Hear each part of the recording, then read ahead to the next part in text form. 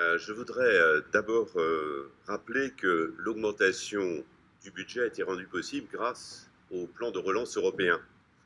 Ce fonds REACT-UE, qui est bien pourvu, va notamment permettre à la région de compléter son action dans le domaine de la rénovation thermique et des mobilités douces, et de nombreuses collectivités vont ainsi pouvoir bénéficier de ces fonds européens.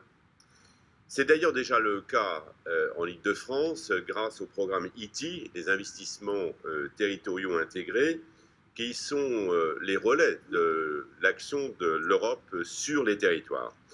Alors, je voudrais d'abord en appeler à la pérennisation de cette territorialisation des ITI et à l'extension de ce programme sur la prochaine programmation 2021-2027, plutôt qu'à un changement d'organisation, d'une organisation qui a fait ses preuves.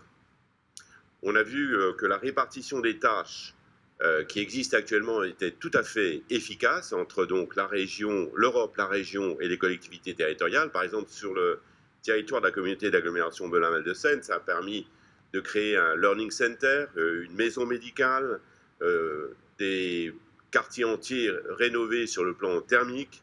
Donc, ça fonctionne. Pourquoi le changer? Deuxième observation, nous n'exploitons que trop peu les possibilités offertes par l'Union sur nos territoires. La région Île-de-France a été la seule à faire l'objet de suspensions de paiement en 2018 en raison d'erreurs matérielles, mais aussi en raison de ces retards en ce qui concerne le Fonds social européen. Nous suggérons, ces difficultés sont passées maintenant, mais nous suggérons vraiment fortement que l'exécutif renforce la direction Europe du Conseil régional pour améliorer le traitement des dossiers et pour avoir une attitude, une politique plus proactive dans le domaine de ce traitement, c'est-à-dire pour venir véritablement en aide aux collectivités territoriales qui ne peuvent pas remplir ces dossiers eux-mêmes, en mettant un service à leur disposition. N'oublions pas que les petites communes ont beaucoup de mal à satisfaire aux obligations européennes en matière de bureaucratie administrative.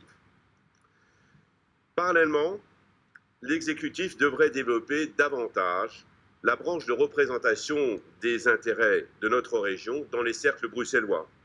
C'est d'ailleurs le sens de l'un des amendements que nous porterons sur cette annexe.